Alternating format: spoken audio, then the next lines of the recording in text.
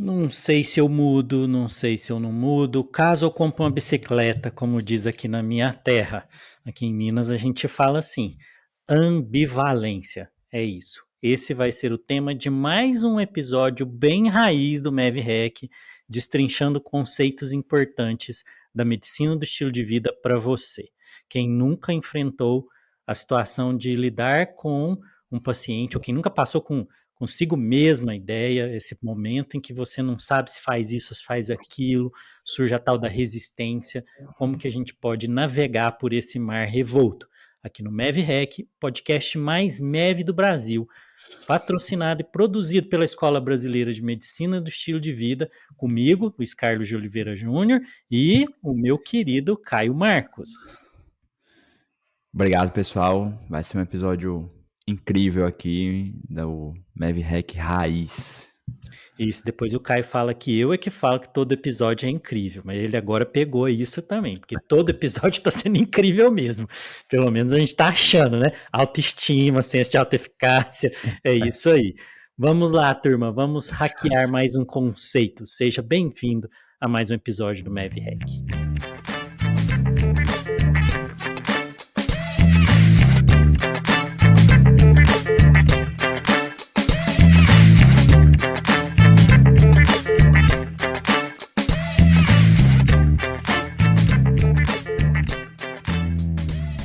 Caio, vamos lá?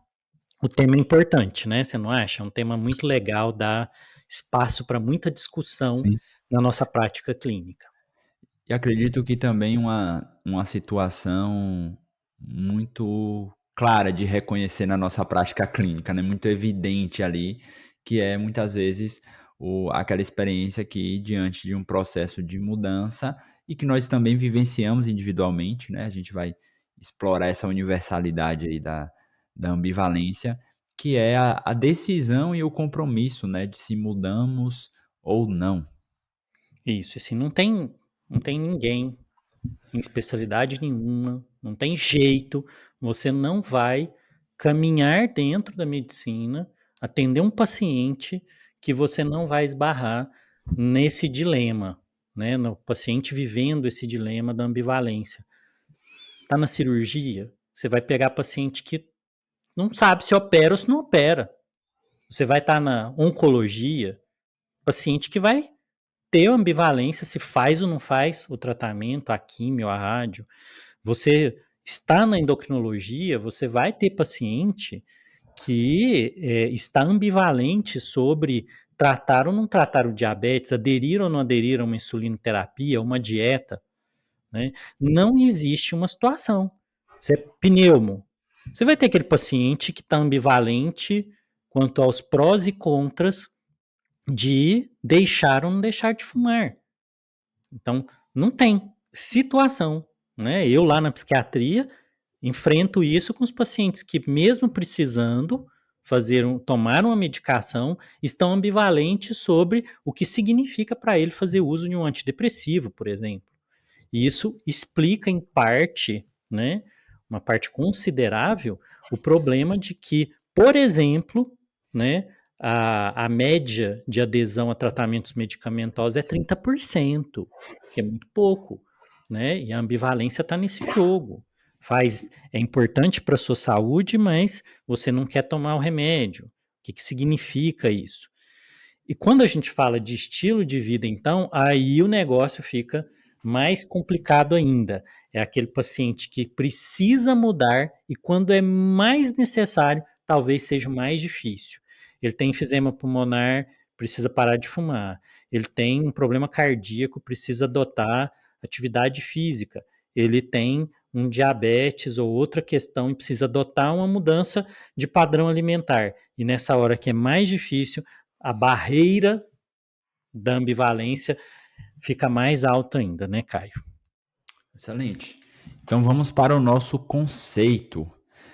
Aqui nós temos uma limitação, né? Porque apesar da ambivalência, como nós colocamos aqui, exemplificamos com diversos casos, ser uma situação clínica muito evidente, o conceito, a definição, ela é uma definição um pouco mais popular, né? No sentido de que não apesar dela fazer parte ali de vários construtos teóricos ou de técnicas envolvendo o processo de mudança, não há uma definição em um estudo, talvez específico, envolvendo exclusivamente a ambivalência. Então, a definição que nós temos hoje aqui é de que ambivalência, né, vem até desse conceito mais etimológico, né, de ambis, ou seja, os dois lados ali, e valentia, né, que envolve a ideia de força, né, ou seja, para que lado ali a nossa força vai ser direcionada, define esse estado, né, do que é ambivalente. E ela é o que define quando se possui simultaneamente, né, esse ponto é importante, dois sentimentos ou ideias em relação a algo. E aí, essa definição ela traz uma coisa muito legal, né? Duas forças. Nós estamos dizendo então que existe, né, um cabo de guerra entre duas situações. Quando a gente fala de força, é impossível não lembrar a ideia de motivação, né, aquilo que empurra para frente, né? E aqui no caso, na ambivalência, a gente está falando de estar entre duas motivações diferentes, né, Caio? E, e, Tensionado. e aí, Luiz, eu acho que implicitamente, apesar dessa definição ela não trazer esse termo, mas pelo próprio conceito ele envolve a ideia de decisão. Isso. Ou seja, porque decidir é sempre partir, né? Ou seja, é sempre escolher É algo em cisão. detrimento de outra coisa. A palavra decisão, ela é cisão. Quando você cinde, você cortou esse cabo e você escolhe ir para um dos lados da ambivalência. E, em certo sentido, eh, decidir é sempre escolher perder para ganhar, Algo.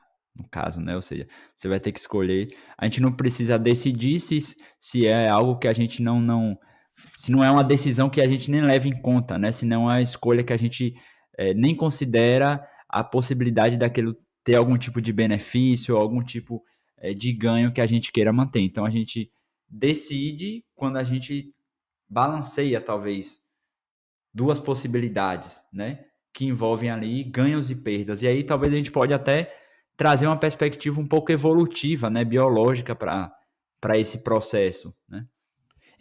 Uma coisa muito interessante que você falou, Caio, antes da gente entrar nisso, né, do processo decisório, é que quando a gente vê os nossos pacientes ambivalentes sobre tratamentos e sobre propostas, vem a tentação de achar que ele não quer Sim. mudar. Só que você acabou de trazer um elemento aqui. Se não fosse importante, não existiria tensão, né? Porque aquilo que não é importante, eu não tenho processo decisório sobre ele. Então, esse é um elemento muito legal. Se o seu paciente está ambivalente, é porque aquilo é importante para ele. Então, a gente precisa fazer esse sobrepesar de importâncias e de valores, né? E aí já envolve, né, Luiz, entender o porquê é importante, né? Então, se a gente pegar aqui o exemplo do tabagismo, né, do paciente com efizema pulmonar, por que esse paciente está pesando manter o tabagismo? Claro que tem todo um processo químico que envolve ali a dependência, mas tem outros elementos que podem estar envolvidos, né? A própria experiência de fumar, o que é que isso significa para ele, o que é que socialmente ser um homem fumante, no caso, né, ou ser uma mulher fumante, significa, ou ele aprendeu ao longo da história dele, né? A gente, né, quem conhece um pouquinho aí da história do marketing do tabagismo vai saber de todas as figuras sociais que foram acrescentadas e associadas à figura do tabagismo, né? De pessoas fortes, elegantes, sensuais, e que isso está no imaginário desse paciente, não apenas do ponto de vista bioquímico, né, da nicotina. Virou. Tem coisas que entraram como chavões, assim, como estereótipos culturais, né? Associando o tabagismo a várias situações, né? Se a gente for lembrar aqui alguns, né? A figura dos cowboys, né? Que marcas de cigarro usaram, fumando, a figura de homens poderosos com charuto, né? De mulheres elegantes com cigarro, né, com a bolsinha pequenininha, aí ela abre o cigarro, abre a bolsa, tira um cigarro, isso aparece em filme, a associação do fumar depois da relação sexual. Então, assim, isso foi muito construído em cima de valores que as pessoas têm, que elas reconhecem como importante, e isso cria, né, ambivalência para essas pessoas. Só para a gente pontuar isso, né? E aí eu acho que a gente, voltando à questão da perspectiva evolutiva, né, Luiz, se a gente pensar em um processo de mudança, principalmente a mudança de estilo de vida, né, que muitas vezes envolve um processo ali de retornos de curto prazo com retornos de longo prazo, né? Ou seja, talvez em uma parte significativa das vezes, a mudança do estilo de vida, ela só vai ser percebida enquanto benefício a A médio e longo longo prazo, prazo. médio e longo E, prazo. e principalmente, aqui eu reforço, né, que quando a gente associa isso a estereótipos teóricos, ou seja, não, você precisa parar de comer tal alimento para diminuir a sua glicemia que está muito alta. Mas a experiência de ter uma glicemia muito alta é uma experiência completamente teórica para o paciente, a não ser que ele entre, né, em estados hiperglicêmicos e tal, que são exceções, né? Mas É. na maior parte dos casos não é, talvez não seja a Quem, situação. quem experimenta, né, glicemia alta, Nossa. né, você experimenta estar na UTI, né, por conta de uma Estado de cetoacidose hiperglicemia. diabética, por exemplo, né, mas a experiência, estar com a glicemia alta, estar com a pressão alta, ela dificilmente, né, ela se concretiza para a pessoa no mundo real como elemento decisório. Aí quando você traz o evolutivo, né, Caio, a gente tem aqui o cerne da armadilha do estilo de vida que a gente entrou nesse momento evolutivo nosso, né? Nosso comportamento e nosso corpo, ele foi selecionado para um determinado ambiente evolutivo que exigia resposta de curto prazo, para encontrar alimento e para fugir do perigo, né? E aí a gente constrói na evolução um ambiente. Aí nós estamos falando aqui do famoso período que agora a gente discute, né? O antropoceno, o período em que o ser humano construiu, remodelou o ambiente completo do planeta a seu favor, que virou uma armadilha, um tiro no pé. Eu gosto de dizer que o ser humano é o mais bem sucedido fracasso evolutivo, né? Porque a gente conseguiu moldar todo o ambiente para ficarmos seguros, e é esse ambiente que está acabando com a nossa saúde, porque nós conseguimos alcançar o sucesso de ter alimento altamente calórico disponível, né? Segurança, mas para construir essa segurança, a gente criou um ambiente psicologicamente perigoso, e aí nós estamos vivendo, né, nesse ambiente evolutivo que coloca para a gente o desafio de conseguir decidir a longo prazo e não a curto prazo, né? E aí cresce aí é que surge a tensão da ambivalência.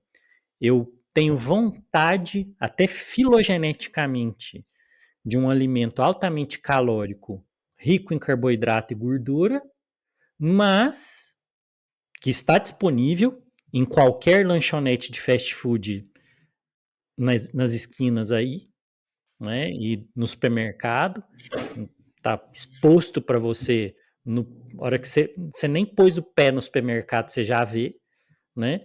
Enquanto que você tem aí o peso de um estilo de vida que, se você não for cuidadoso, daqui 20, 30, 40 anos, você vai pagar um preço altíssimo por ele, né? Então a gente Sim. caiu na armadilha do processo decisório evolutivamente construído para outro ambiente.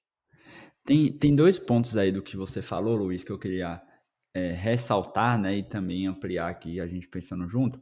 Eu acho que o primeiro elemento que fica claro, então, é que a ambivalência é um estado humano universal, né? Ou seja, ele vai fazer parte da experiência humana, porque grande parte, inclusive, do desenvolvimento cognitivo cerebral que a gente teve envolve o nosso córtex pré-frontal, que em grande parte é para tomada de decisão, né? Os alunos às vezes me perguntam, Caio, eles falam assim, mas professor, isso principalmente na graduação, né? Mas professor, como que faz isso, né? As pessoas são muito ambivalentes. Aí eu falo, sim, o ser humano ele é feito de 70% água e o resto é toda ambivalência. Todo. Nós somos naturalmente feitos disso. Excelente, excelente, Luiz. E eu acho que o segundo ponto que me chamou a atenção, que eu vou tentar lembrar aqui agora porque sumiu da cabeça, A eu gente ia fica falar. filosofando aqui, né? Falar sobre Pois é, o ser humano ser feito de ambivalência, o self e tal. Aí a gente delira, divaga e esquece, né, Caio? Deu tempo de você lembrar? não deu não. Mas a gente Então a estava gente falando, continua. a gente continua por outro lado, então. A gente tinha falado, né, da ambivalência como estado humano. Ah, lembrei. E aí a gente está falando de processo decisório, né? E aí tem uma ótica aqui, inclusive, de uma parte da ciência da mudança que você gosta muito, que é o estudo dos vieses cognitivos, né? Porque assim, quando a gente tem um processo de tensão e de avaliação, né? Porque o processo decisório em certo sentido, é um processo onde a gente avalia, né? Onde é que a gente vai ter mais vantagem ali dentro de risco, retorno que cada uma das possibilidades vão ter. E a gente tem uma série de vieses, né? Porque a gente tende a ter uma visão social reducionista de que isso é um processo apenas Racional. racionalista, né? Onde você coloca ali uma balança, né, matemática e vê para que lado pesa mais, e obviamente se isso fosse verdade, a gente não teria tantos problemas quanto a gente tem na mudança de comportamento. A gente não teria problemas no mundo se a razão dominasse a decisão, né?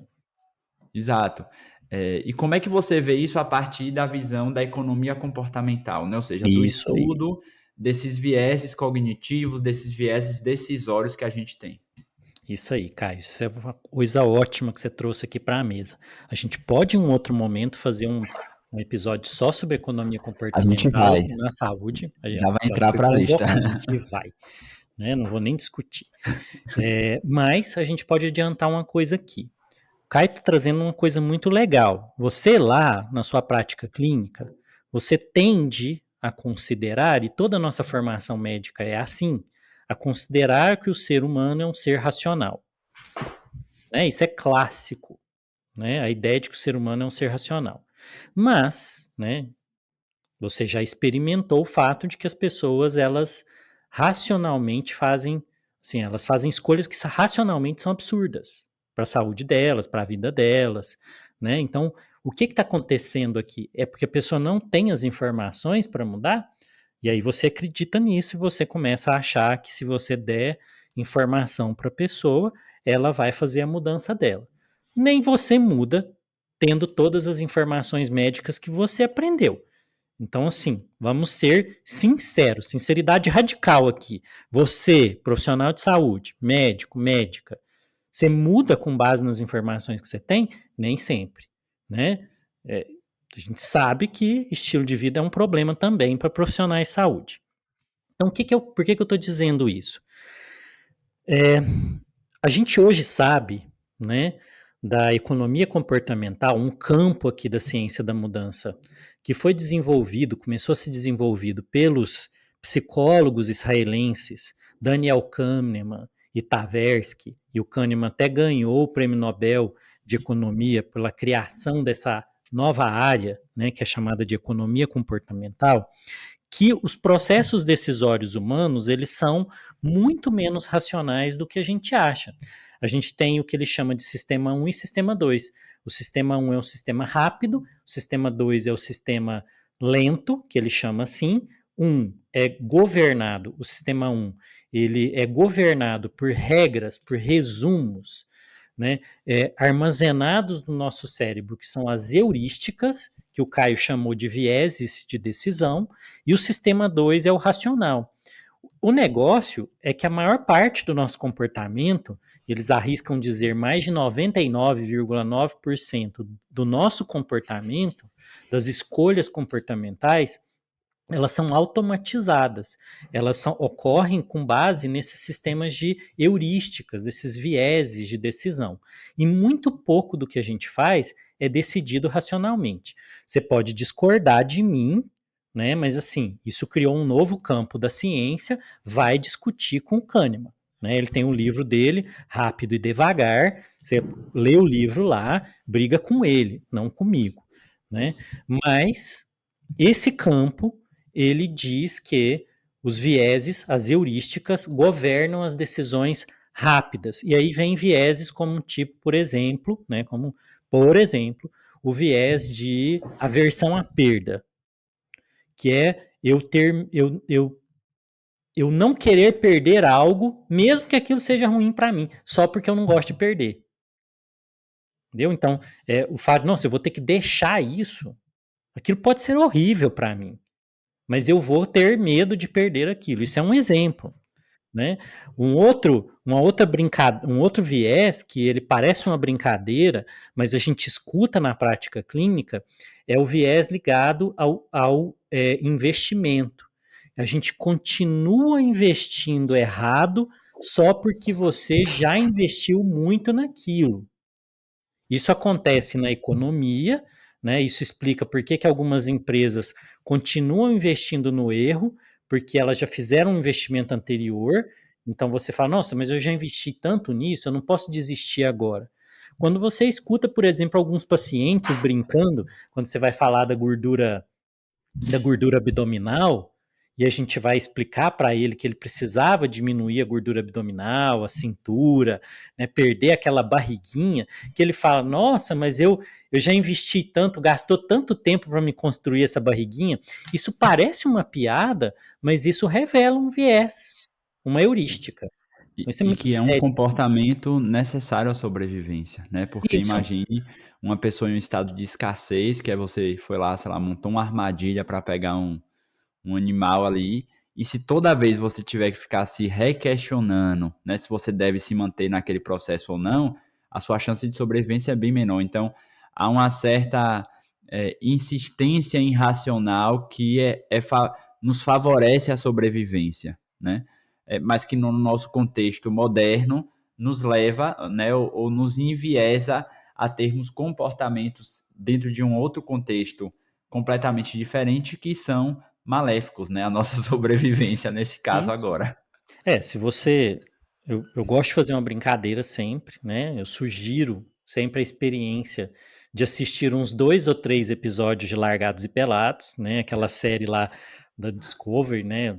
Que é muito interessante, porque Um você estudo vê ali, antropológico do comportamento humano, né? e isso é antropológico, você vai ver ali por que nós temos os vieses e comportamentos que temos.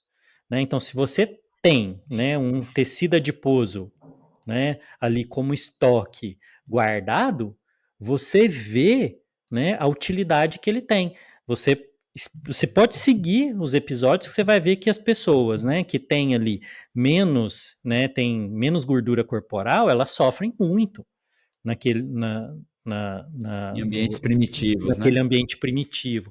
Não é tão fácil conseguir comida, né, no ambiente primitivo.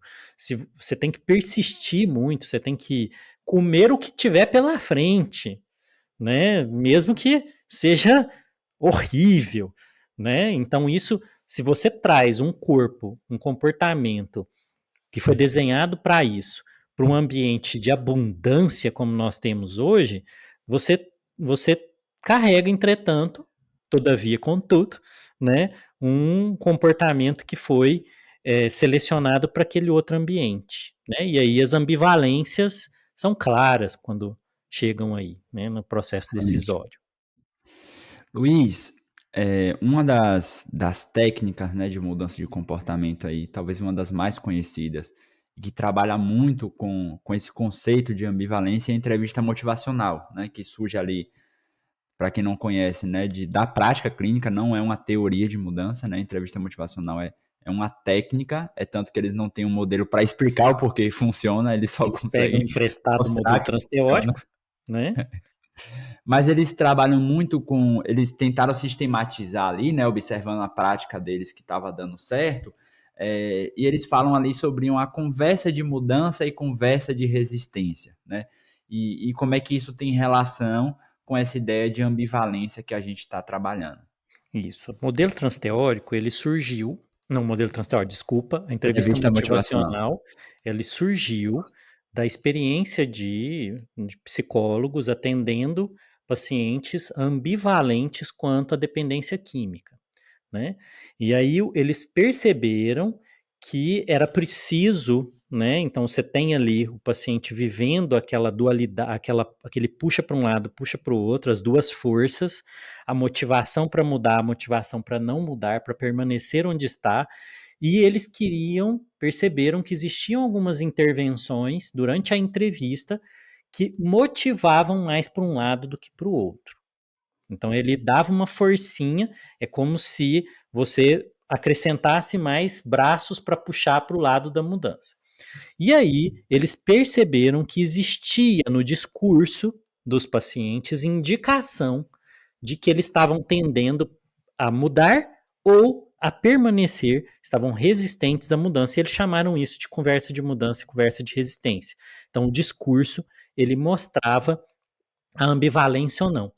O que é essa conversa de mudança? Ela vai gravitar em torno da pessoa dizer sobre razões, desejos, motivações, né, para fazer a mudança. Então ela vai dizer: eu sei que então ela tem um conhecimento, deveria fazer isso, mas o mas ele é explícito ou implícito no discurso, eu não dou conta.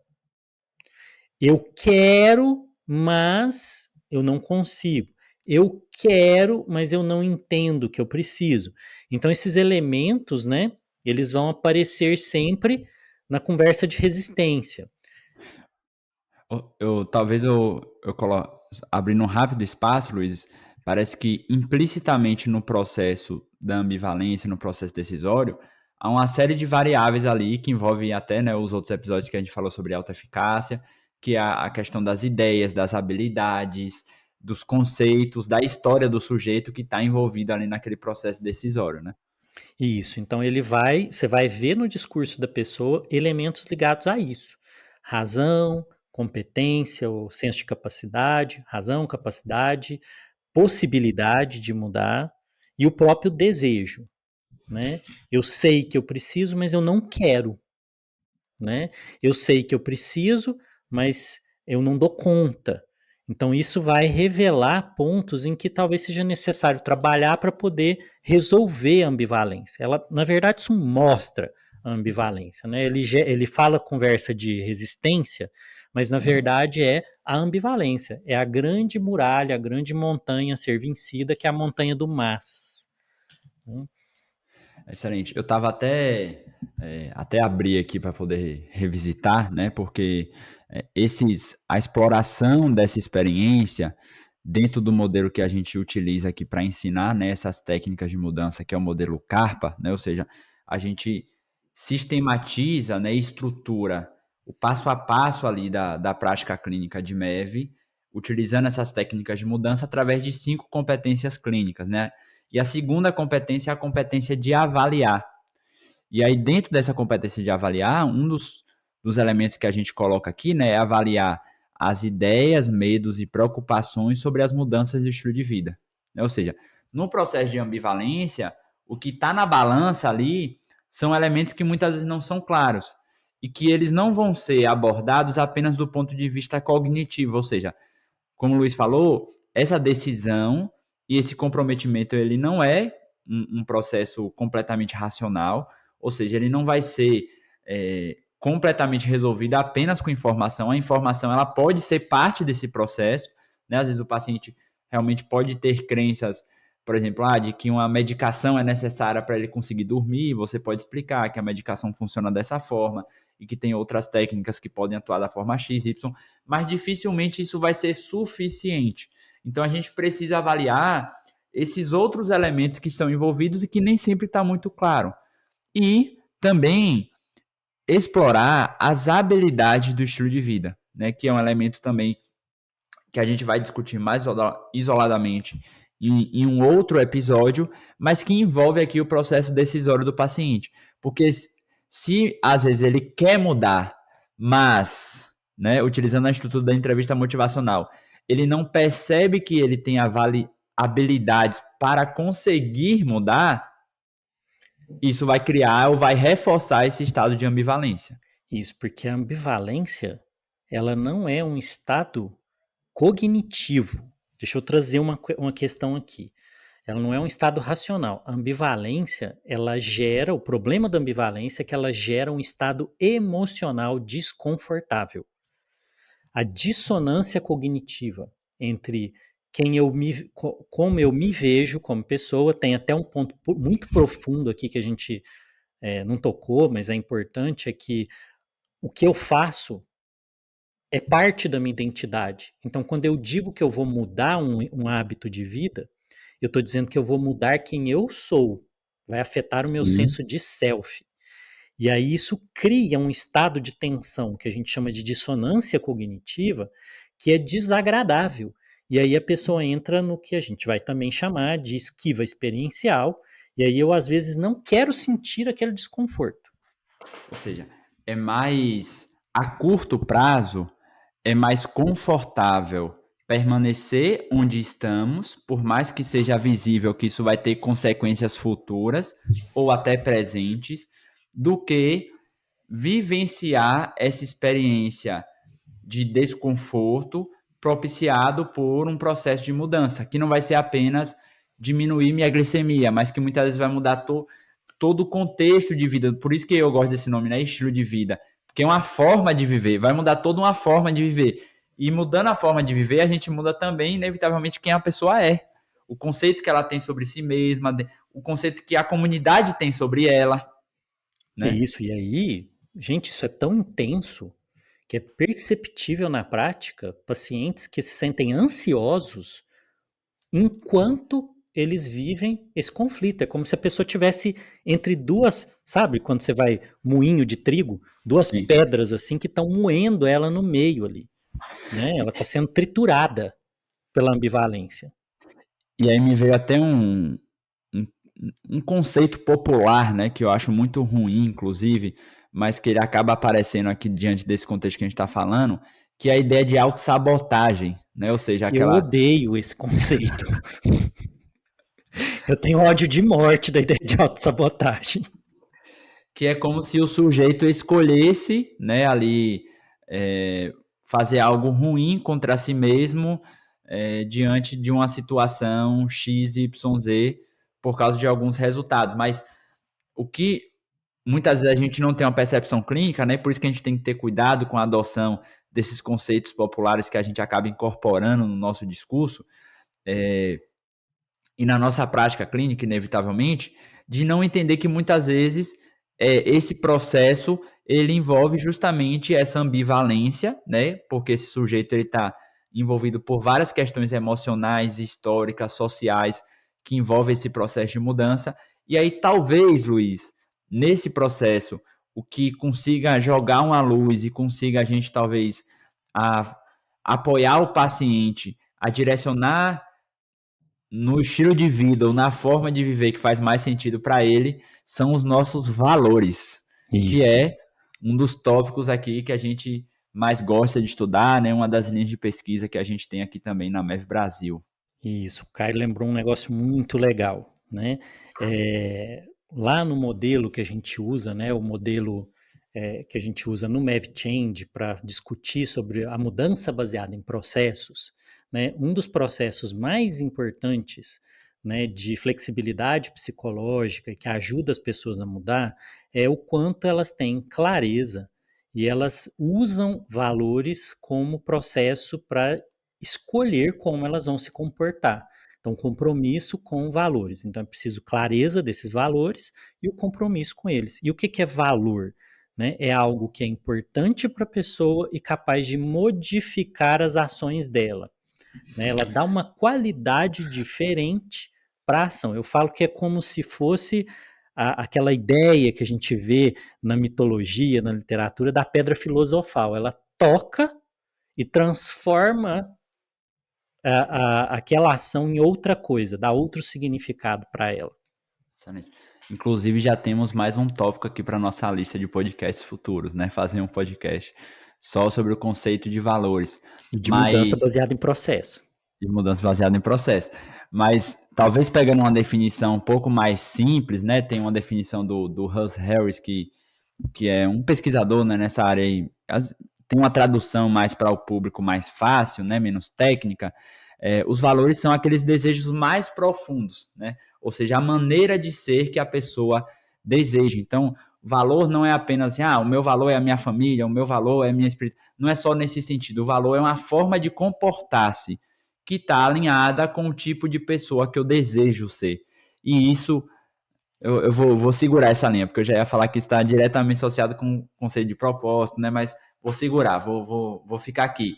Mas trazendo para a ambivalência, o que é que isso tem a ver com valores, né? Porque se o sujeito ele está em um processo ali, né, de avaliar duas possibilidades, e que naquelas duas possibilidades, se a gente pensar numa balança, a gente tem pesos diferentes, que envolvem prazeres de curto prazo, envolvem, enfim, todo esse elemento cultural e social e histórico que compõem, estão associados a esses comportamentos. Os valores, eles talvez sejam um peso bastante intenso que quando a gente coloca na balança, aquilo faz muito mais sentido, porque se valores é a maneira de viver que o sujeito entende como significativa e não apenas, né, que vai aumentar a minha sobrevivência, que vai diminuir minha glicemia, que vai diminuir meu índice de mortalidade, mas se ele entende isso como algo significativo, como o Luiz colocou da pedra filosofal, isso associa um determinado comportamento, se ele estiver alinhado com os valores daquele sujeito, para um outro nível de comprometimento. Quando ele entende, não só no sentido racional, mas num sentido de inteireza, né, da pessoa mesmo, de que aquele é o tipo de vida que ele quer seguir. E por mais que a ambivalência continue a existir, porque isso não vai excluir a ambivalência, ele decide se comprometer com a experiência angustiante de viver ambivalência e comportar-se em direção aos valores dele. O valor ele tem a capacidade de, ao tocar isso, transcender para um outro sentido. Então a pessoa consegue viver a ambivalência com a percepção de que é o preço a se pagar por algo tão precioso para ela.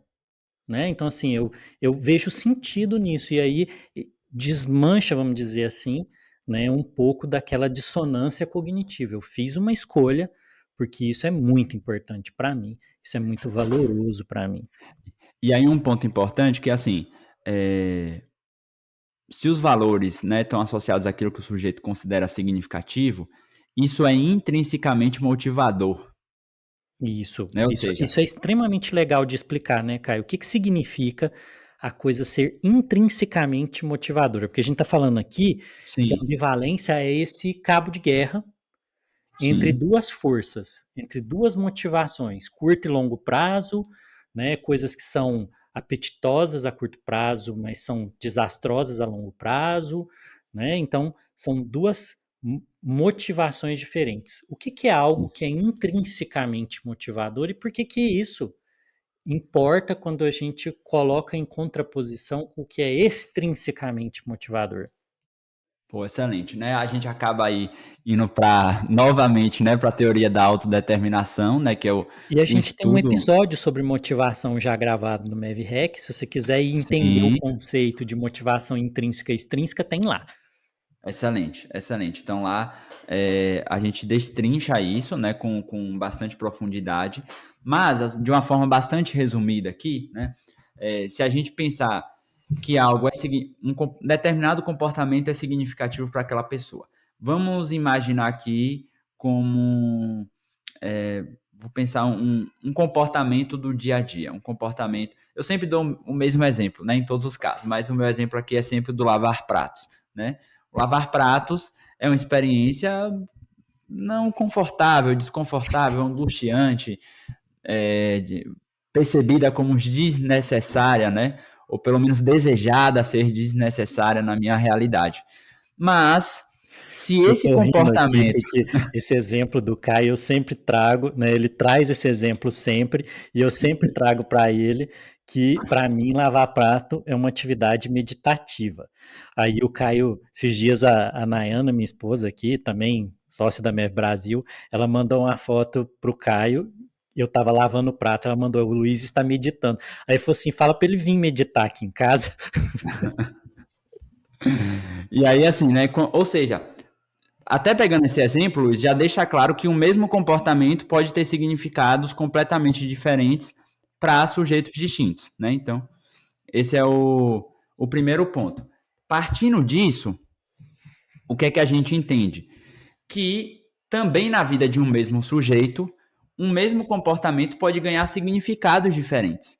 E esse é o ponto do que os valores acabam fazendo e que acaba impactando na ambivalência. Porque imagine, por exemplo, que eu estou lá diante da minha pia cheia de pratos e eu estou numa ambivalência. Será que eu me mantenho em um estado de curto prazo, onde eu não vou ter o sacrifício de ter que fazer esse comportamento, eu posso continuar aqui fazendo uma outra coisa que é muito mais agradável, como por exemplo ler um livro, né? Ou eu vou decidir me comprometer em realizar esse comportamento. Não é somente a percepção de que aquilo não é necessário, mas quando aquilo entra num quadro maior, que por exemplo, no meu caso aqui, né, como uma pessoa casada, né, envolve que se eu não fizer, né, quem vai ter que fazer é a minha esposa, e que dentro dos valores que eu desejo cultivar, dentro do tipo de pessoa que eu quero ser um companheiro, né? Eu quero ser uma pessoa que está ao lado, um esposo que também compartilha desse processo, aquele mesmo comportamento que é lavar pratos, ele ganha um outro significado, que pode ser cuidar da minha esposa, ou desenvolver esse modo de vida que eu desejo ser, ou que eu desejo me tornar. Então, você diante dessa ótica da ambivalência, os valores eles jogam um novo peso em relação a esse processo decisório. E aí eu posso me comprometer com um peso muito maior. E aí, quando isso é intrinsecamente motivador, já que foi essa provocação que o Luiz fez, isso significa que, se é o tipo de vida e de pessoa que eu quero me tornar, eu não preciso que tenha um fator externo me cobrando, ou que eu tenha medo de que se eu não fizer tal coisa vai acontecer e por isso eu preciso fazer, ou seja, de motivadores externos, porque aquilo per si é algo significativo para mim.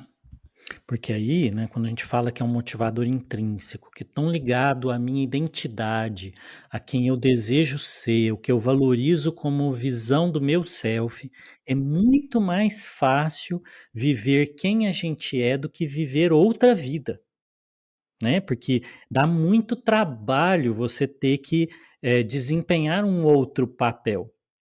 Então, na verdade, né, quando eu uso esse recurso, eu vou naturalmente agir como é a tendência natural daquele eu que é valoroso para mim.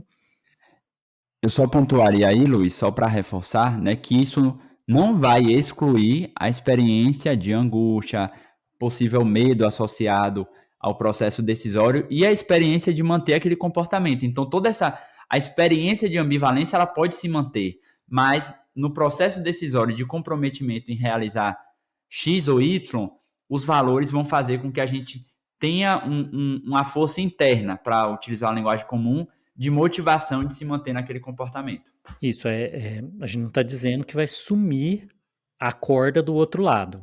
Vai ter sempre alguma coisa puxando, mas você vai ter mais condição de investir seu esforço sabendo que aquilo vale a pena. Então, Caio, eu acho que chegando ao final desse episódio, né, a gente pode recapitular aqui algumas coisas para as pessoas, para o nosso ouvinte ali do MevRec, levar para a prática clínica dele e para a própria vida, né? Que a ambivalência é estado humano natural, né? Lembra disso, 70% água, o resto é tudo ambivalência. Que a ambivalência, ela indica, né, ela é um estado muito mais afetivo do que cognitivo e não é vencido só com argumentos racionais, porque o processo decisório, ele não é um processo puramente racional. É muito menos racional do que você imagina, é muito mais emocional. Abrindo aqui, Luiz, e isso reforça para a prática clínica que você precisa ter uma estrutura de avaliar esses outros fatores, né? Ou seja, de avaliar toda essa parte de ideias, crenças, habilidades que estão envolvidas nesse processo de ambivalência, né? O que significa para aquele sujeito continuar fumando ou parar de fumar? O que é que ele entende que se ele parar de fumar vai acontecer, ou que se ele continuar fumando vai acontecer não só no sentido cognitivo, mas também afetivo. Isso. Então, assim, as suas habilidades de conduzir o processo de mudança exigem que você tenha habilidades de compreender, avaliar o processo de ambivalência de forma adequada e de conseguir intervir nisso para ajudar o seu paciente nessa decisão, lembrando que a experiência é extremamente poderosa, é muito mais poderosa do que o argumento racional, cognitivo, né? E que os valores, por último, né, os valores são um elemento extremamente importante no vencer a ambivalência, né? Não no vencer no sentido de acabar com ela, porque como o Caio lembrou, ela não some, ela é intrínseco nosso, né? Uma característica humana, mas de conseguir vencer no sentido de pesar para o lado daquilo que é importante para sua vida, para uma vida valorosa, a vida que você deseja viver. É isso, Caio? Tem mais alguma coisa que você quer lembrar nesse o que a gente leva de hoje? Excelente. Eu acho que não, acho que é isso e nós nos encontramos, melhor dizendo, no próximo episódio do MEV Hack, o podcast mais MEV do Brasil. Isso aí, pessoal. Hackeando a medicina do estilo de vida para você, junto com a tribo da MEV Brasil. Até o próximo episódio.